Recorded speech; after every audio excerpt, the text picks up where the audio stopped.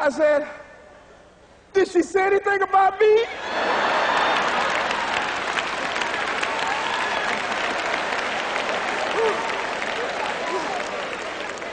When I got home, I was so wiped out.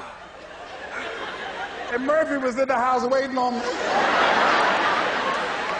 Murphy said, is it possible you want to listen to some of your tapes?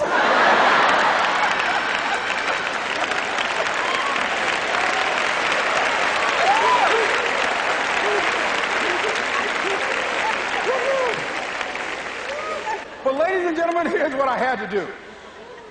I had to begin to focus on what was the solution. That this was not the only place that I'll be able to sell those products. And as I began to challenge myself and got some help and support and some other input, I eventually did. It took longer, but it was challenging.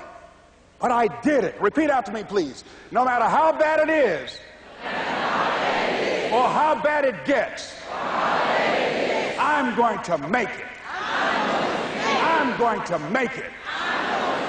Shake somebody's hand on your right and left and say, you got that right.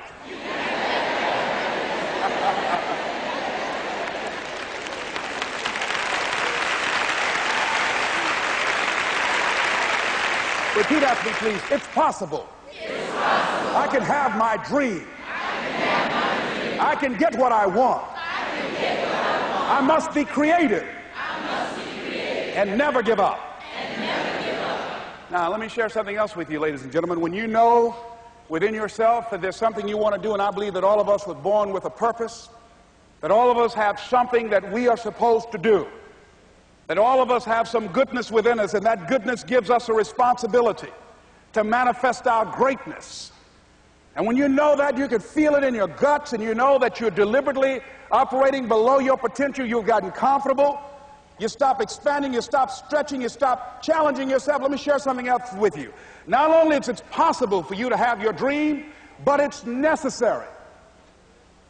It's necessary that you have it, that you work on it, that you develop yourself, that you go for what is yours in the universe.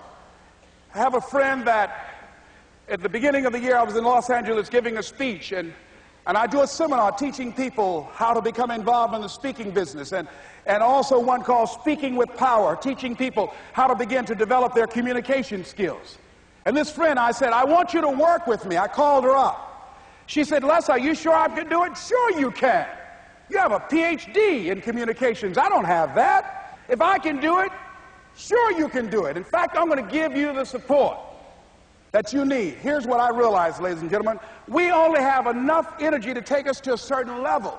But it's necessary that we assemble ourselves with other people who share our vision, other people that can see it for us, to give ourselves a home court advantage.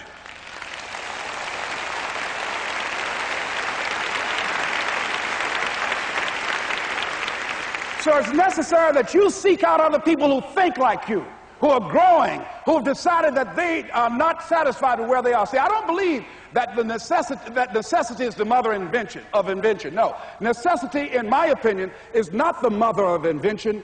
Refusing to accept things the way that they are is the mother of invention.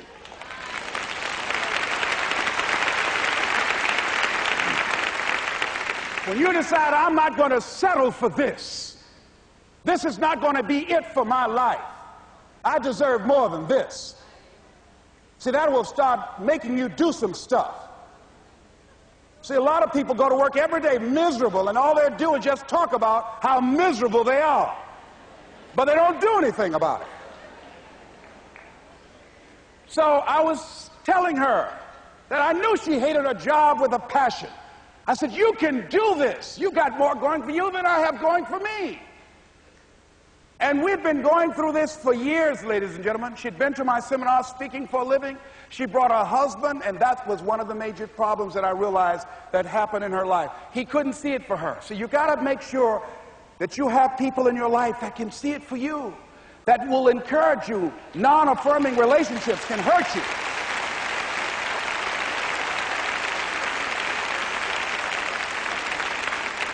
And I talked to him. I said, you know, I don't have anything to do with your marriage. I said, you and I are good friends, and she and I are good friends. And I'm not taking sides. I said, but if you can't see it for her, don't tell her that. Just give her some support. What if you're wrong? It's possible, man, that if I'm doing it, she can do it. Well, you're different. How are you going to tell me that? You've seen her speak. She's got great speaking skills. Don't underestimate her. You don't know. You've got a great woman here. But you see, people who can't see it for themselves can't see it for you. He was happy.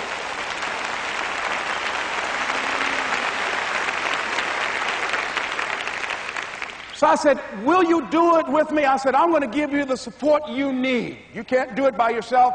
I will stand with you. She said, you will? I said, yes. I'm going to make you a part of my seminar. You'll do a part of it and I'll do a part of it. Speaking with power. She said, okay.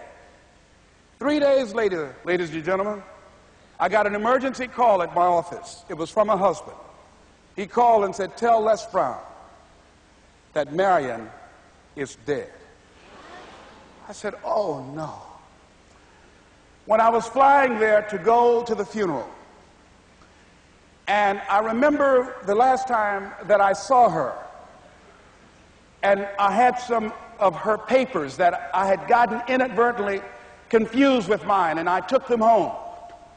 And I was searching through these papers to do one of her works. She was a prolific writer.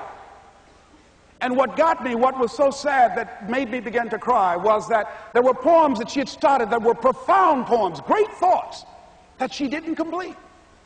Plays that she had started that she didn't complete. See, that poem was given to her. I can't finish that for her, nor can you. That play, whatever the outcome that she had envisioned, that she had imagined, was given to her.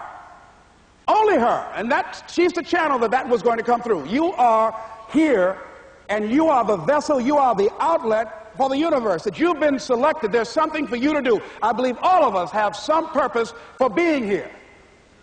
And as I was going to the funeral, and I was reading a newspaper that said that millions of people are dying because of what they're eating, talking about their diet. And I'm sure that it was Marion talking to me, whispering, saying, Les, the next time you speak, say that even more are dying because of what's eating them.